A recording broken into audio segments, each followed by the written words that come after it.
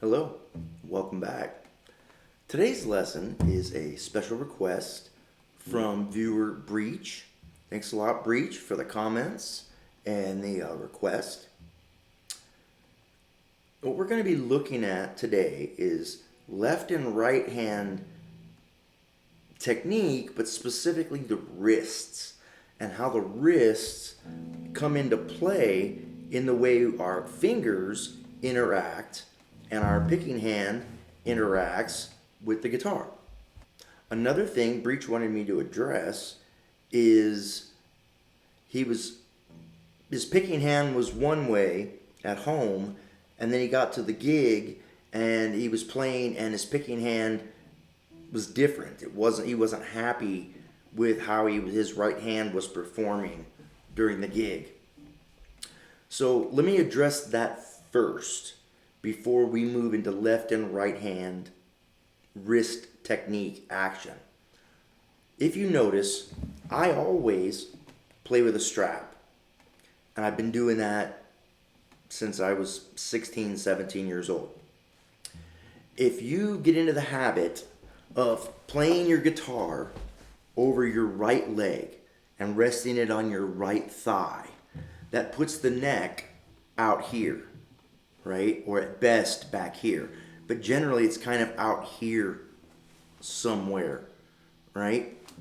And your elbow is tucked back in by your body, and you have this big long stretch in your forearm, and you can't really get your hand wrapped around the neck because it's so far away from your body. Plus, when you stand up to play at a live performance, your guitar is going to shift over to here in the center. And now everything that you've been practicing is going to be off. It's going to feel uncomfortable. You're going to feel a little lost on the fretboard. You may miss notes with your picking hand because everything you've been practicing, all that muscle memory you've been developing has been for over here on the right leg. And that's not how you play when you play live. Unless you're doing like acoustic coffee house gigs, or you're doing old school traditional blues gigs where people sit down and play, then I guess you can wear it over your right leg. A lot of country performers and coffee house performers kind of do that. But if you simply wear a strap while you're sitting down, then when you stand up, the guitar remains in the exact same position you've been practicing in standing down. So your muscle memory doesn't get lost. The placing of the guitar away from your shoulders and your body stays exactly the same. And that's why I always wear a strap even when I'm sitting down to practice. And the other thing is, if you notice, classical guitar players, right? I didn't make this up, of course. I learned this from watching others. Classical guitar players use a small footstool, and they place their left foot on top of the stool, which raises up their knee. They then rest the body of the acoustic guitar on their left thigh, not their right thigh. And it sets the guitar up to be right here, close to the body, right there, right where you want it. And that gives you the best left hand technique. So one of the first things I teach all new players when they come to me, even experienced players, when they come to me, is for lessons, is push your left elbow forward just a little bit. Notice how my elbow right now is tucked back by my body, and my fingers are kind of flat over the surface of the fretboard. We don't want flat fingers. We want our fingers to be high and arched over the fretboard so we can clear all the strings. If you simply push your elbow forward a little bit, it pushes your wrist. See that? My wrist is flat and straight with my arm. If you push that elbow forward, it bends the wrist and cocks the hand back towards the low E string. So I now have I'm trying to get this on camera for you. There you go. So I now have a nice high arched finger position clearing all the other strings. And that's the action you want to strive for, right? Nice, fingers arched up over the strings. And that's going to allow you to play smooth, clean passages.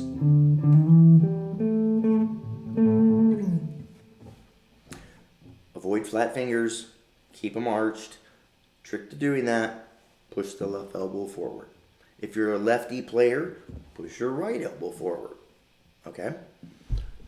So let's take a look at the left hand wrist and some things that it's responsible for in our playing. One of the most basic elements of the wrist function of the left hand is in pivoting, especially for players who have smaller hands. They can't reach a typical like minor third, a 4-fret stretch. If they're young, I have an adult female student who has very small hands, so she has to pivot. Instead of going and just laying your fingers straight down, there has to be a little bit of pivot for her in the wrist to reach it. It's kind of the equivalent of me doing a major third stretch. It's very slight, the pivot in the wrist, but you can definitely see it if you're playing like 3 note per string scales. You can definitely see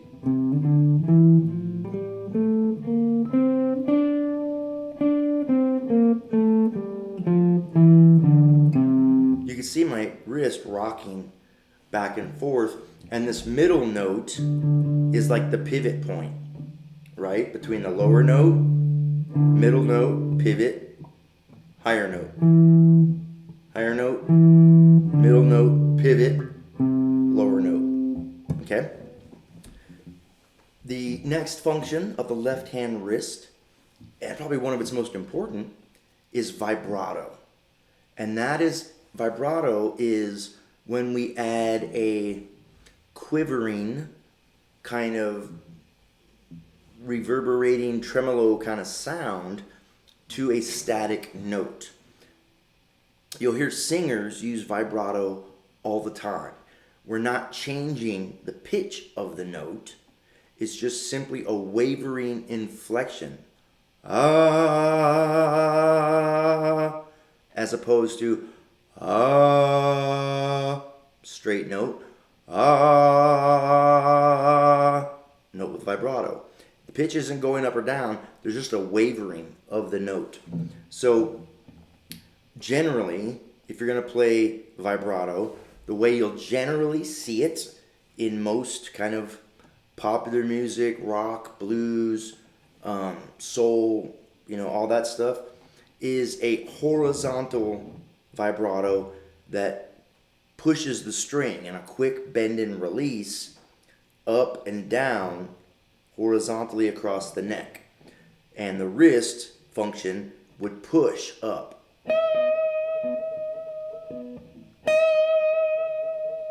Again, it's a very small motion, but the wrist is doing all the work. The hands and the fingers aren't doing anything. They're just holding the note. And that vibrato can be adjusted to the song and the passage and the dynamics based on the speed of your hand. Slow will give you a wide vibrato. You can speed it up, a medium vibrato. You could play even really fast vibrato.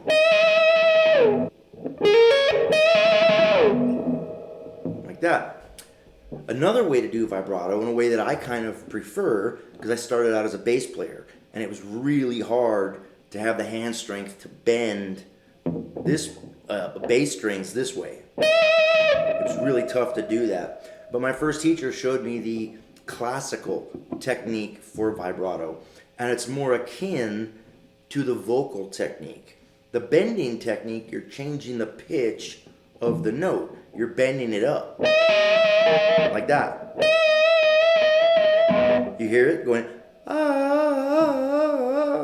So that's the vibrato is changing the pitch. But if you do a vibrato this way, vertically up the neck, pivoting this way on your wrist, back and forth, then you're going to get a vibrato that doesn't change the pitch and sounds more vocal. This is what classical and some jazz guitar players use. And again, you can slow it down for a wide vibrato.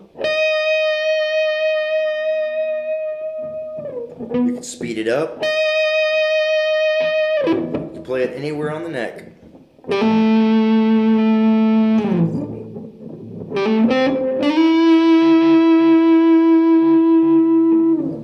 And notice I took my first finger off. When I was doing that, the emphasis is on the note playing the vibrato. And when you're practicing vibrato, practice it on all 4 fingers. Because you never know what finger is going to land on a note, if you're improvising, that you're going to want to put some vibrato on. And you want vibrato. You want vibrato and you want bends. Because those are the things that make the notes sound vocal. It's kind of harsh and jarring and unpleasant to just hear a straight note. Right? That's not very cool. That's kind of like, reminds me of like a bell at school or an air raid siren. It's just like an emergency response tone. Who wants to hear that? But let's throw some vibrato on that. Now that singular tone becomes expressive and vocal, even if I do it really slow. So it doesn't matter if I have all 3 fingers down or if I have 2 fingers down. The vibrato is happening from the 3rd finger, or I could do it from the 4th finger. And you should be as comfortable with the 4th finger as you are with the 1st finger, or the 2nd, or the 3rd. Okay? And you should practice your vibrato all the way up and down the neck. Because lower strings, these thicker strings in lower registers, are going to respond differently because they're wound, right? There's windings around the core of the string, whereas the top 3 strings are unwound. So they respond much quicker to vibrato.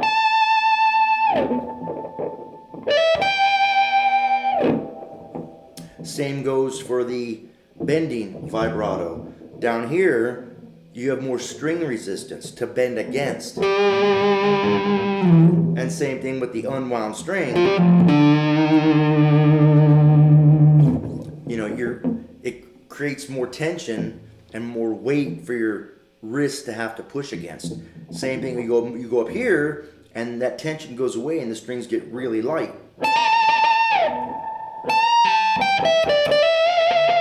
So you want your vibratos, either one, both, to be equal across the neck. You don't want to have a vibrato that sounds one way down low, another way in the middle of the neck, and a 3rd way up top, because you're not compensating for the string tensions and the unwound versus wound strings.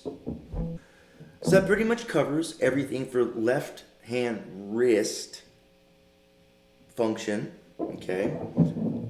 The right hand wrist is really the dictator of your rhythm. Now, if you're into heavy music and you just want to play just downstrokes, like James Hetfield, all he plays is downstrokes. Album after album of Metallica songs, and all he plays is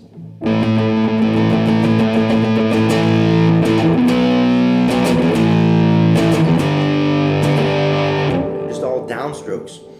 And there's nothing wrong with that. That's his sound. It's a big rock thing and metal thing to have those pummeling downstrokes, so you always have the low E in the bass, as opposed to alternating strokes, trying to play that same rhythm.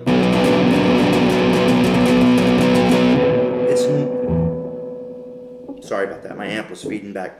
It's noisy, it's ugly, it's not tight and focused and controlled as downpicking.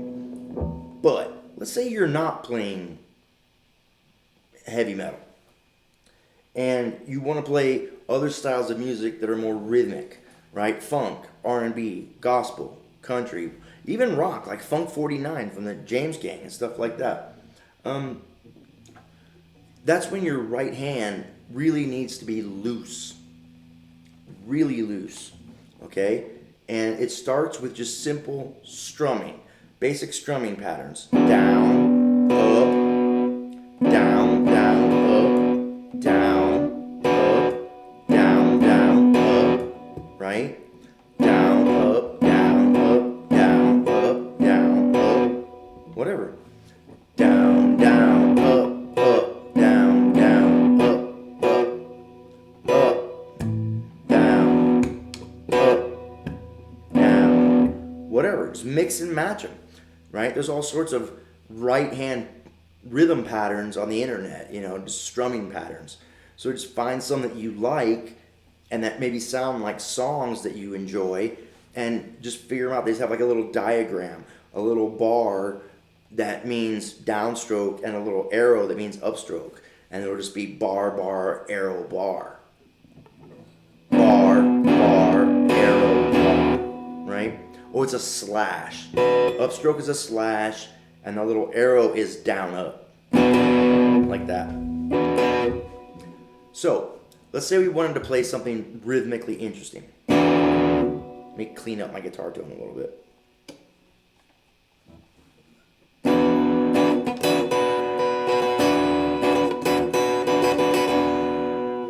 I'm going to adjust this camera. So let's say we wanted to play something that was more rhythmically interesting and syncopated. Syncopated is when you don't stick to just the straight 4/4, boom, bap, boom, bap, boom. But you start using 16th notes and 16th note rests to break up the rhythmic pattern. The secret is in the rests. Boom, rest, rest, rest. So I'm going to play a little funk thing that I've played in other videos, and watch my right hand, okay? So it's very free. I'm not anchoring it. I'm not palm muting. I'm not playing down here on the lower strings where I need to palm mute. I'm going to play up here on the higher strings and play a little minor triad inversion. That's better.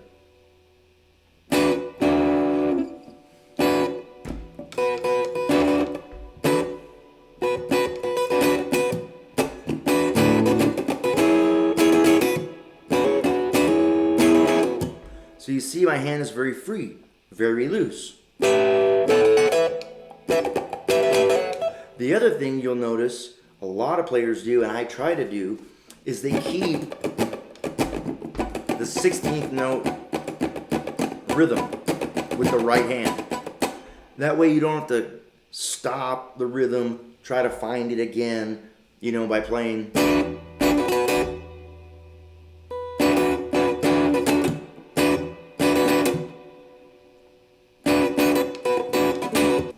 It's much easier if you keep the right hand going and use your left hand to mute the strings and get that kind of scratching, and then just raise them up and punctuate the chord.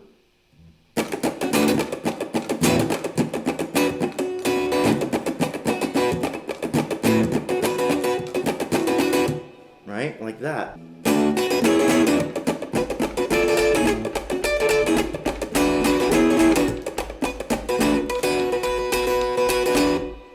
Right? You can kind of do whatever you want and get away with all sorts of rhythmic fills. You're not changing the notes and changing the chords. You're just adding little syncopated rhythmic dynamics, rhythm fills.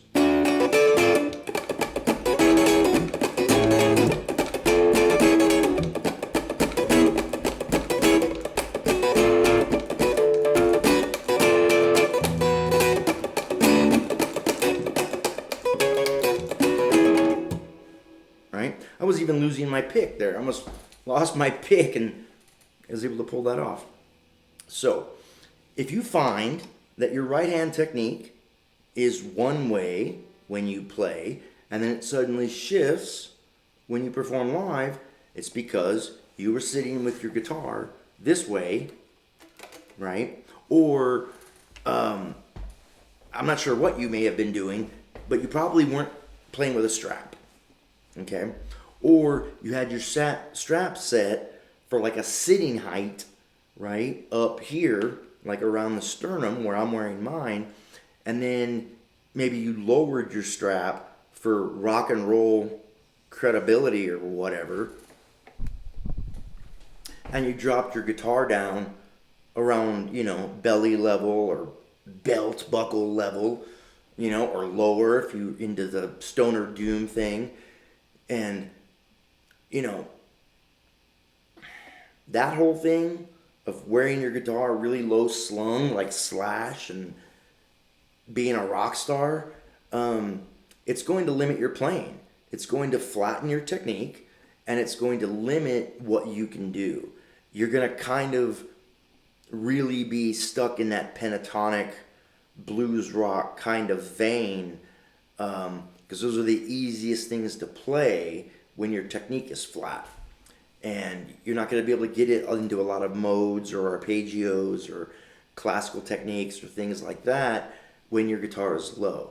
Which is why you'll see like all the shredders, Steve Vai, Joe Satriani, Yngwie Malmsteen, Al Di Meola, Stevie Ray Vaughan, everybody who really played fast wore their guitar more around sternum level or maybe a hair lower. Like if I stand up right now, right, if I were to stand up outside of camera range, there's my guitar. The center where the pickups are right just below my sternum. And the top of the guitar is kind of resting right at my sternum. Okay? And so I wouldn't wear it any higher. I've seen some jazz players who have their guitar way up here. And they do that so that the same way that the technique is great down here, it gets a little more difficult up here because your hand shifts. But if you wear your guitar up really high, like this, then you have great technique up here in the upper levels. And you have fine technique. It's a little harder down here, but really in this mid-range, upper mids, and upper range, you have really great technique when your guitar's up super high. So that's why you'll see some like Alan Holdsworth type jazz fusion players wearing their guitar up super high, is to have that great technique in the upper registers.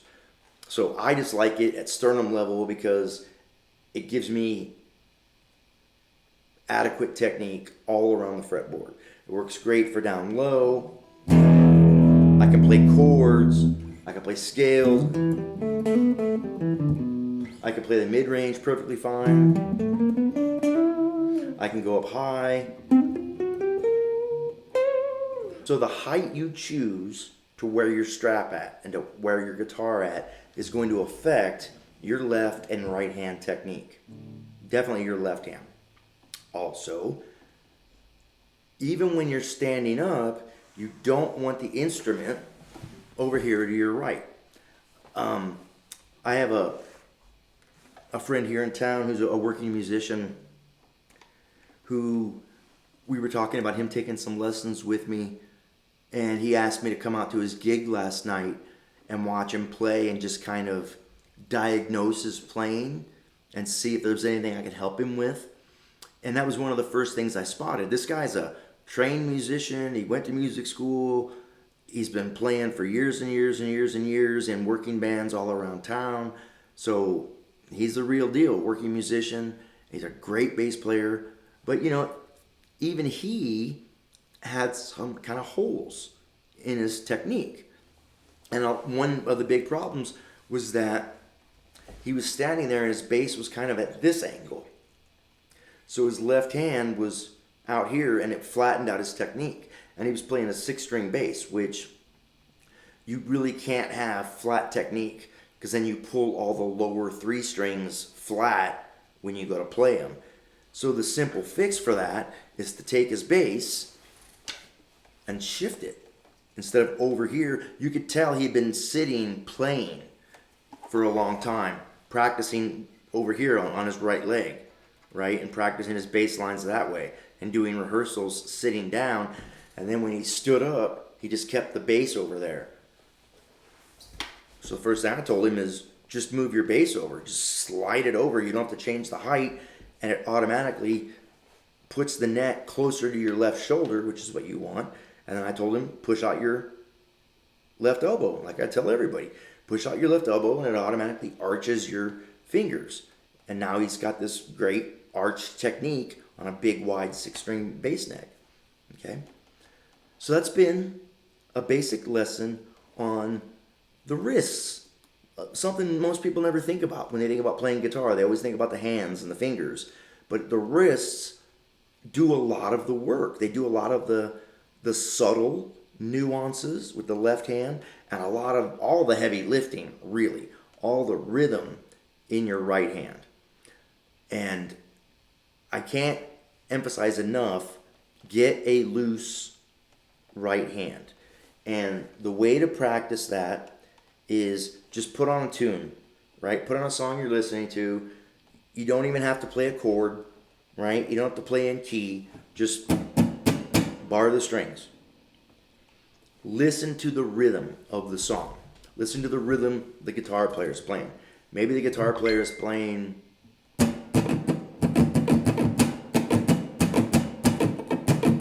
so play that. Ba ba ka ba ba ka ba ka ba ka ba. Down, down, up, down, down, up, down, up, down, up, down. Down, down, down, up, down, down, up, down, up, down, up, down. Right? Kind of figure out whatever strumming pattern. Then, same song, listen to the drummer. Because the drummer is going to be playing the same beat as the guitar player, but emphasizing different accents and probably not following the guitar player directly. If the band's working properly, the guitar player should be following the drummer and not the other way around. So same thing, you just deaden the strings and listen to that backbeat. Boom, bap, boom, boom, bap. So I would do downstrokes on the kick drum, upstrokes on the snare.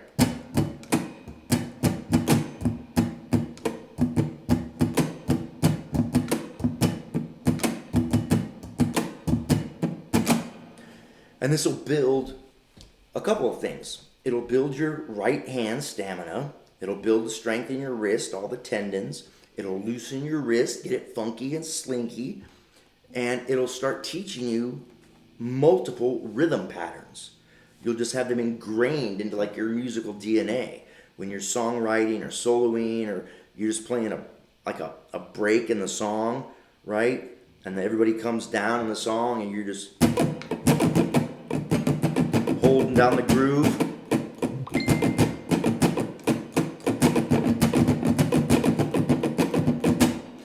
Another thing, practice going across the bottom 3 strings, the top 3 strings. Okay? You get a very different sound. That low percussive sound and a high one. One thing I used to do as a 6-string bass player was I separated the bass into 3 low strings and 3 high strings, and I approached it like a drummer. The 3 low strings were the kick drum, the 3 high strings were the snare drum, and I would play my accents that way. So you could play, right? Kick, snare, kick, kick, snare, kick, snare, kick, kick, snare. And that was all downstrokes. You could also upstroke on the snare. Kick, snare, kick, kick, snare. Or you can up and downstroke.